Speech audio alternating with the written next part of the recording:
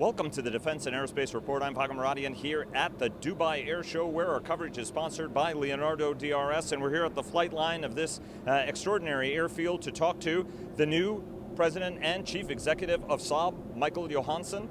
Michael, congratulations. You've been on the job for about a month, even though you've been with the company for more than 3 decades. And you guys have an incredible order with the GlobalEye. Talk to us about the order. It's for 2 aircraft, roughly about $1 billion, which is not bad business at the end of the day. Right. But also what the order signifies as part of your strategic effort to continue building on the UAE franchise that's been so successful for you guys over the past 2 decades.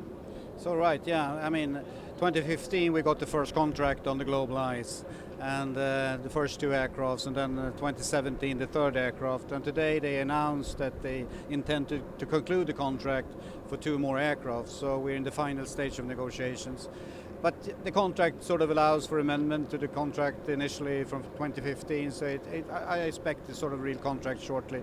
This is a fantastic capability. It's a multi-role capability, a really force multiplier used in combination with fighter aircraft. So you would have a whole host of sensors that is fused in the aircraft in the command and control center, and you can work with it as operator in the aircraft, 5 operators, or you can send it to the ground, of course. It's SATCOM capability, different type of data links.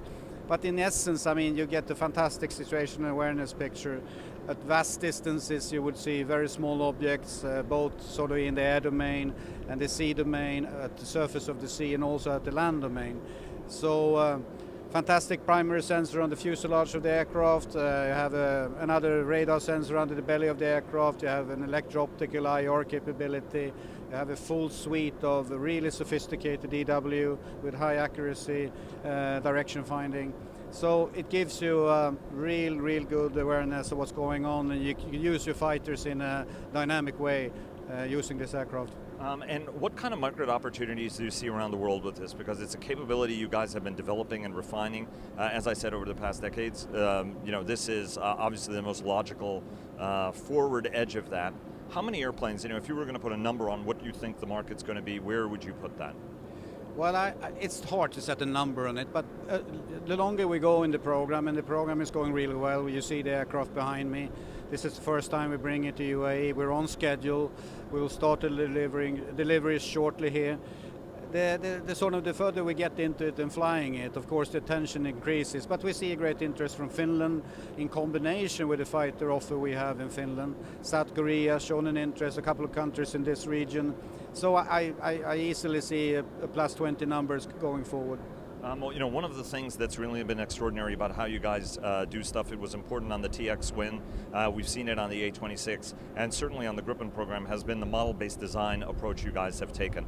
How are you incorporating some of those skills into the design, development, production of even systems like this that have been running in parallel with all of this? Because if I look at the Saab portfolio, it's been an enormous amount of investment you're making across the whole enterprise.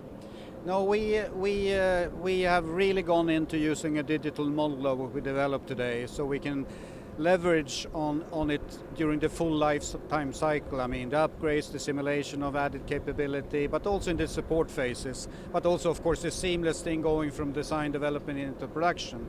So MBD and the tools connected to that is really something that is really part of our sort of embedded development, production and support capability today, and it's given us a tremendous sort of, we're breaking the cost curve of course on it, and also shortening the lead times, but it's going to pay off even more in the support and sort of the life cycle of upgrading the different platforms that we have. This is really important to us.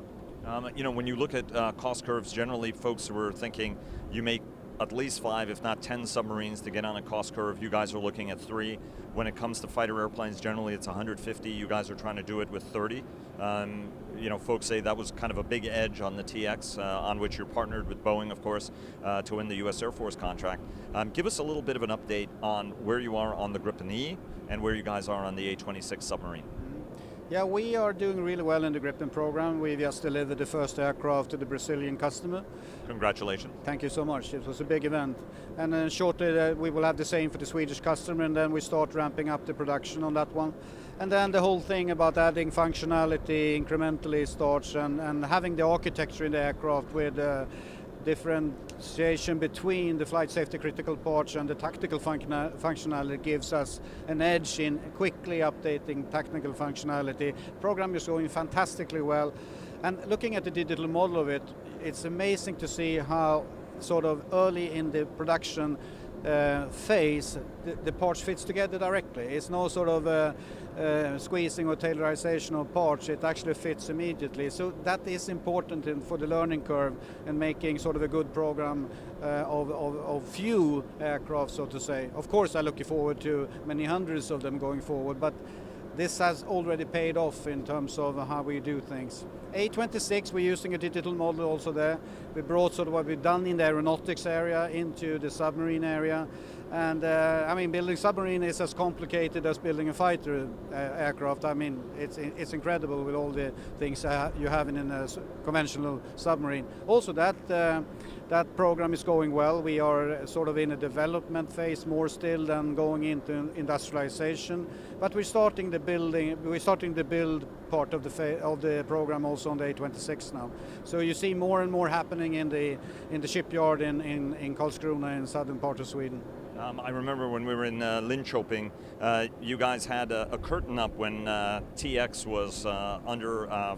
It was only after we finished interviewing on the production line that somebody said, well, actually TX is on the other side of that curtain, and we were already being shooed out of the factory at that point. But what I thought was amazing was you assembled the airplane in 5 hours and everything came together seamlessly, and that was a byproduct of the approach you guys have taken in terms of the engineering. Yeah. Can you give us a quick update on the TX program and where we stand on it now? Sure. We are in the EMD phase now, sort of the industrialization phase where we optimize things, looking forward to the low rate initial production. We're setting up a facility in West Lafayette, Indiana. So we'll be ready with that sort of early 21. We will have the factory up and running. And things are going really well. Same thing here. Digital model, the parts are fitting together. As you say, it's really short lead times to bring a full aircraft together. So we will do a major part of that aircraft. It will be shipped down to St. Louis for final assembly and test. How soon before we see an A version of that? I mean, if you look at it, there are a lot of customers in the world that might be very, very interested in an airplane that's not quite a Gripen, it's not an F-35, but is in that size class, capability class, and payload class. I know that guys were thinking about that in terms of a future strike aircraft. Where are you in terms of the thinking that you and the Boeing team are doing on that? Well, let's see what's happened on that side. We're focusing now getting the T-7A into the marketplace, and we see a big interest on that. It might go in a direction of sort of a lead-in fighter type of capability, but that's still early days to discuss, I think. Two questions. One, you mentioned model-based design in terms of being able to develop a very, very sophisticated platform very quickly. At the end of the day, part of the different approach you guys have taken is that the combat system is like the iPad, and then there are the applications that go on it, which it was, at the time you guys were thinking about it, a revolutionary concept. Do you think that that's actually going to be the key to break the cost curve on a lot of these programs, to sort of see these weapons and platform, and you guys give the tool set to your customer, which is also a revolutionary kind of concept. What convinces you that this is the absolute right way to go? Because now more and more people are saying that they want to take that kind of an approach as well.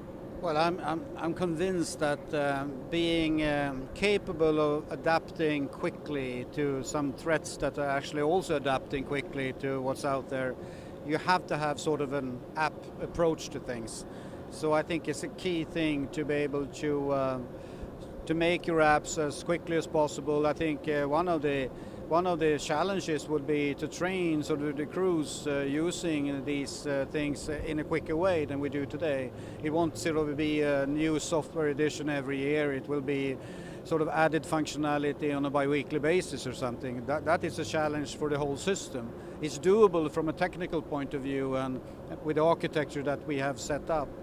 But you also have to be able to upgrade your sort of processing capability, and you have to be agnostic on that side as well, so you don't have to recertify your platform. So it's both hardware and software, of course.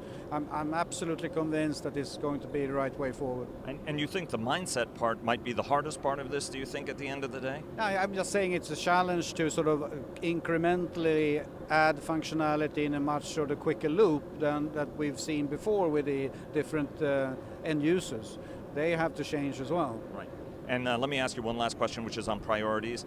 You're the new chief executive. You have been with the company for a long time in a variety of different guises, as we were talking, with experience across. Talk to us about some of your top 3 priorities now that you're in office. No, well, I think that for us as a company to continue the internationalization of what we do, to become sort of a mini Saab in selected countries, being an embedded capability of the different defense forces that we support is a top priority to me. And then, of course, executing the fantastic backlog that we have is also a top priority. Michael Johansson, the President and Chief Executive of Saab. Sir, welcome aboard. Congratulations on the order, and look forward to seeing you in Sweden soon. Absolutely. Thank you so much, sir. Thank you.